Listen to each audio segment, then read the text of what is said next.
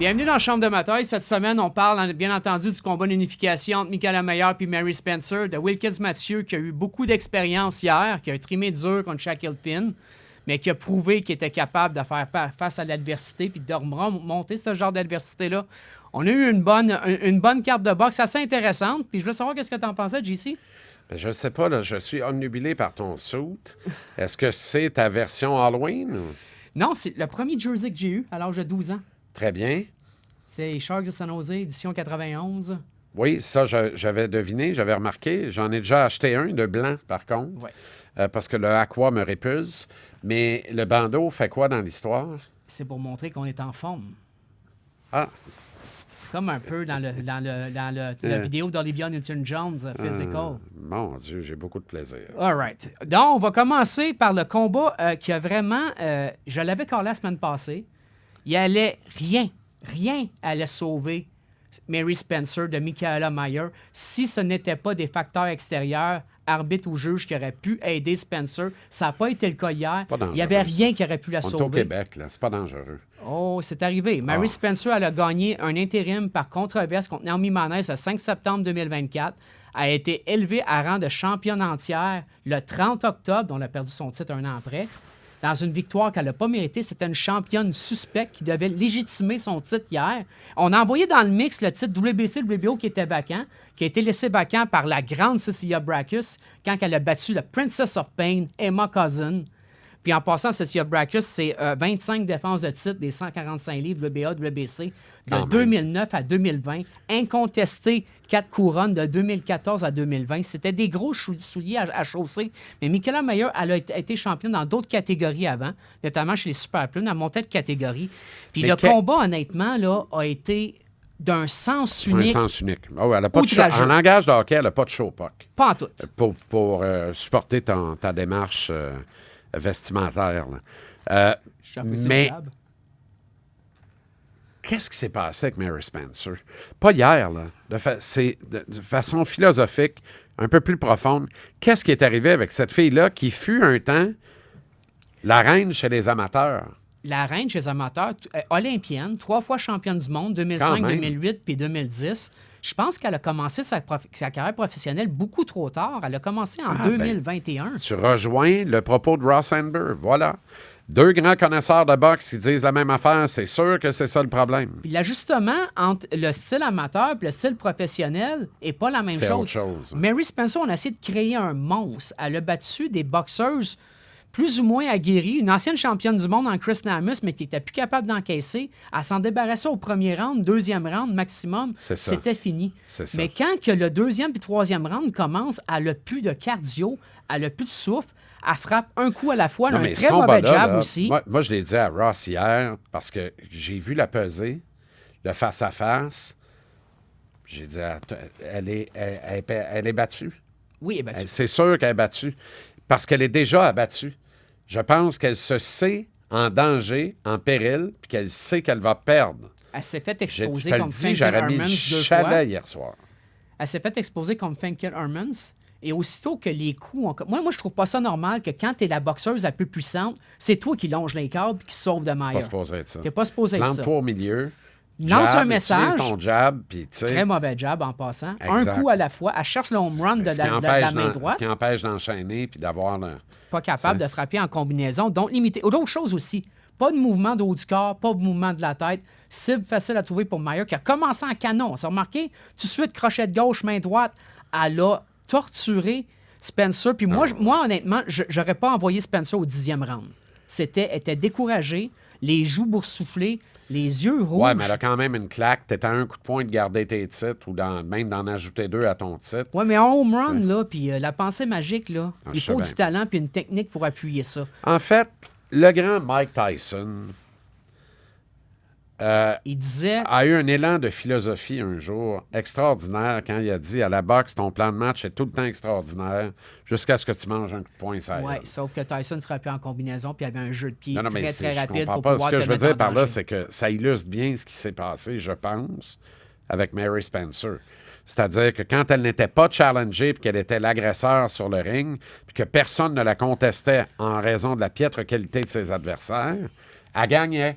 Mais quand tu as eu un adversaire moindrement plus potable, qui a été capable de l'atteindre solidement, elle est tombée tout de suite ses talons, elle n'est jamais retournée sur la pointe des pieds. Jamais. Jamais. Elle a été exposée par Hermans, puis le blueprint, Michael Mayer, elle l'a pris, puis elle l'a appliqué hier. Hier, la Écoute, bouchée était beaucoup trop grande.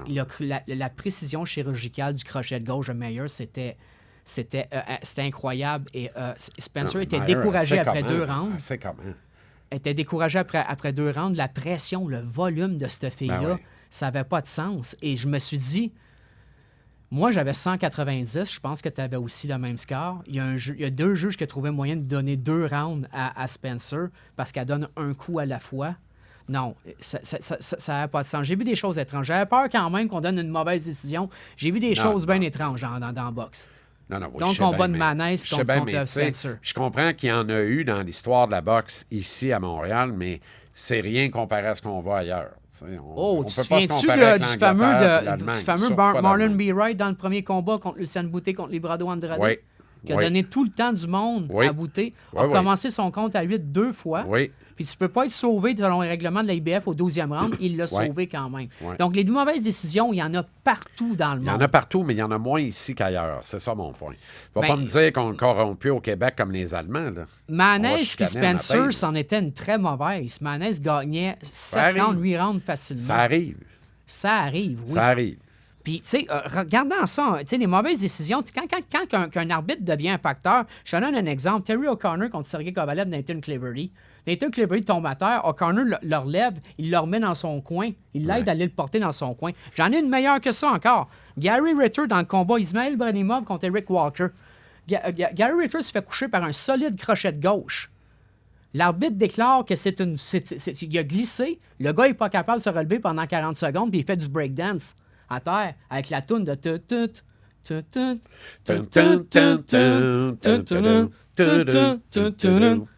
mais c'était un knockout clair, puis l'arbitre s'est embarrassé en disant relève-toi et t'as glissé. Relève-toi et t'as glissé. Fais-moi pas ça. Relève-toi et t'as glissé.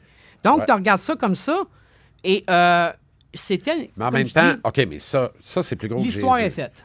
Ça, c'est plus gros que Jésus. Toi, là, t'es dans le douillet confort de ton salon, t'as ton chien d'eau, tu le flattes, tu regardes ça. Oui, puis j'ai remercié Sébastien Gauthier de m'avoir payé un accès. Tu l'as regardé chez merveilleux.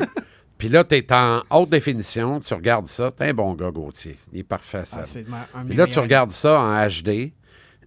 T'as tout le recul nécessaire. Oui. Juste te dire, là, toi, tu marques tous les combats de boxe, t'envoies un paquet, puis t'es marques toutes. Oui. Jure-moi que ça t'est jamais arrivé de marquer un combat. Puis après ça, tu regardes la décision, tu fais quoi qui ne marche pas. Tu regardes le combat, puis tu te rends compte que le problème, c'était toi. Tu ne l'as pas marqué comme du monde. Tu as erré dans ton marquage. Ça t'est arrivé, c'est sûr. Ça arrive à tout le monde. Mon point, là, ça arrive dans les meilleures familles. Puis toi, tu peux faire des erreurs de marquage dans ton salon tranquille. Imagine-toi les juges qui sont là au bar de la Reine, dans le buzz de la place. Tout le monde est humain, ça c'est clair, je comprends ça. C'est pas la machine, c'est pas... Quand l'IA va juger un combat de boxe, la raison que je suis là aujourd'hui... Ça va nettoyer ce sport-là, mon gars. La raison que j'ai fait ma place aujourd'hui, puis c'est d'ailleurs toi qui m'a fait l'observation, c'est ma capacité à être objectif. Absolument. Le combat que j'ai le plus la misère à scorer, c'était Steve Collins contre Chris Eubank parce que j'avais un préjugé très favorable envers Steve Collins, qui est irlandais. Bien sûr. Mais d'être capable de se mettre en retrait puis de regarder que les coups. Ce combat-là, ailleurs, Meilleur puis Spencer, c'était pas difficile à juger. Ben non. Tu sais, Stevie Wonder aurait pu le faire. En reculant. Je pense qu'il l'a fait, hein? Puis là, pour Spencer, pour moi, là, c'est la fin de la route. Là. Elle ne peut pas espérer à plus. Non. Puis pour non, Meilleur, pas vraiment, parce qu'il n'y a pas assez de matière localement pour entretenir une carrière comme ça. Exactement. Pour Meilleur, elle a des options avec O'Shea Jones à 154 livres ou la dragonesse du Pays de Galles, Lauren Price, à 145 livres. J'adore la dragonesse du Pays de Galles. Parle-moi de Shaquille Pin et Wilkins Mathieu, mon favori. Wilkins Mathieu, écoute, c'est un combat que je trouve qu'on a mis beaucoup de pression à Wilkins Mathieu avant le combat. On l'a étiqueté ambassadeur de Ring Magazine. Turki Al-Ashik a fait ça. Et Wilkins Mathieu n'a pas encore battu quelqu'un du top 25. C'est un prospect, c'est vrai, mais il a juste 20 ans. Mettez-y pas ce genre de pression-là encore. C'est trop vite. Il a le potentiel de champion du monde, mais il fallait savoir s'il était capable de faire face à l'adversité. Tu sais pas si tu es un boxeur de renom, de classe de champion, tant que tu n'as pas eu de résistance dans le ring. Puis il y en a eu toute une hier contre Shaquille Finn. Puis ça, c'était prévisible. Puis je suis content. Oui. Dites pas que Shaquille Finn, c'est un boxeur de seconde zone. Non, c'est il un est pas. vétéran. Il est affamé. Lui, là, il peut pas rêver des millions, puis des grandes scènes, puis des combats dans le désert du pétrole. Lui, il peut rêver de brouiller les cartes et scraper le plan d'espoir véritable de championnat du monde. Lui, il était prêt à mourir sur le ring hier. C'est un upset minder. C'est un gars qui est comme ça. Exact. Il l'a fait contre Eric Bazignan. Tout à fait. Vrai ou faux, mon impression. Wilkins a livré hier la première de 5 guerres de suite qu'il doit livrer et la plus petite des 5. La prochaine doit être plus importante, la suivante encore plus, la suivante encore plus, la suivante encore plus. Ça va l'amener où? À la porte de son 20e combat en carrière. Les 4 combats qui vont suivre, incluant celui d'hier, fait 5, doivent tous aller à la limite. Ça doit tout être des guerres. Il peut même visiter le plancher dans le 4e des 5 combats, se relever puis gagner avec panache. Il peut même aller chercher un knockout dramatique sur la route. Là, il arrive à la porte du top 20 de son 20e combat.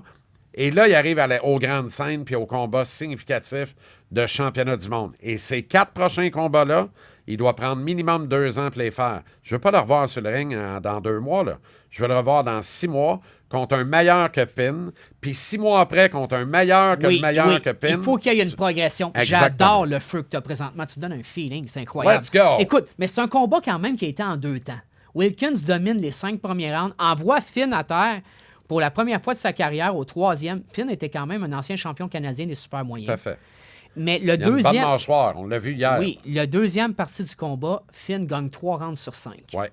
Donc, sais-tu qu'est-ce que j'aime de Wilkins quand il a gagné? C'est le premier à dire mon combat n'était pas parfait, j'ai des choses à travailler. Il a fait école. J'apprends. École. Je suis certain qu'il l'a regardé 3 fois. Au moment où on se parle, on n'est pas 24 heures après le combat quand on est dans ta chambre ici, au Motel Balado. Exactement. C'est sûr qu'il l'a regardé minimum 3 fois pour juste confirmer ce qu'il avait dans la tête comme analyse de sa performance. C'est un étudiant du noble art. Il respecte son sport. Il est dédié. Je te le dis, ce gars-là, il est pas vrai. Il a juste 20 ans. Il faut, comme tu dis, lui donner des adversaires qui vont le faire progresser, qui sont toujours un peu meilleurs à chaque fois, mais pas aller trop Moi, vite. ce qui m'inquiète, là, ça m'inquiète. Là. L'étiquette Ring Magazine, c'est trop vite. L'étiquette de Ring Magazine, puis ouais, donc, puis là, ils vont dire, hey, j'ai une bourse incroyable, puis là, il faudrait que le kid soit capable de dire son promoteur à tout le monde. Non, pas de suite. Écoute, il a été capable de le Pas de dire. suite. On le fera pas de suite. T'as-tu vu beaucoup de boxeurs, quand ils gagnent, d'avoir l'humilité que Wilkins a, puis de dire, écoute, mon combat, il était pas parfait. La dernière fois que j'ai vu ça, c'est quand Fernando Vargas avait gagné contre Fitzroy Vanderpool en 2003. Il avait dit, moi, je me donne un 6 sur 10. Seulement un 6 sur 10. Ah, eh ben. Donc, tu sais, l'humilité, parce que les arrogants ne voient pas les coups venir. Puis lui, il n'est pas arrogant. Exact. C'est un étudiant de la game. Exact. Comme tu l'as dit, il a dû regarder son combat 3 fois. Il cite encore un matin, puis il dit, ça, je leur ferai hier, plus. dans un bar du casino, lui, là. À 20 ans, d'avoir une telle maturité. Ah oui, il est fou raide. Prenez votre temps avec lui. Vous tenez quelque chose. Il a le potentiel d'un champion, mais brûlez pas les étapes avec ce gars-là. Comme on l'a déjà fait avec... Vous avez les moyens de prendre votre temps. Oui. Prenez votre temps. Prenez votre temps. Puis que dire, un petit shout-out à Thomas Chabot, qui quand même s'était incliné contre Joshua Cloutier, champion canadien des légers. Thomas Chabot, le fantôme de Tepper Mines. Excuse-moi, je dis Thomas Chabot, Joshua. Thomas Chabot s'est relevé 2 fois d'un liver shot, un crochet de gauche à la Mickey Ward au 5e round. Il a peut-être pas gagné le combat, mais il a montré beaucoup de cœur. Écoute, il y avait des belles choses à voir dans le combat hier. Puis, on va voir pour les prochaines étapes, mais j'ai hâte de voir qu'est-ce qui va se passer avec Wilkins Mathieu. On parle peut-être d'un combat revanche contre Shaquille Finn. Je ne sais pas si on devrait aller là. Ben non. Je pense que c'est fait. Il n'y a plus rien à faire. Là. Il a gagné de 7 rounds sur 10. Oui. Mais c'était une belle édition de boxe, une soirée très excitante. Et sur ce, fans de boxe, je vous souhaite une excellente semaine. Puis une bonne Halloween aussi. Oui, ben oui, regarde, dis l'allure, lui. Lui, il sort dehors du motel ici, puis tout le monde arrête en char pour y pitcher des bonbons. Oh, come on. À la semaine prochaine. À la semaine prochaine.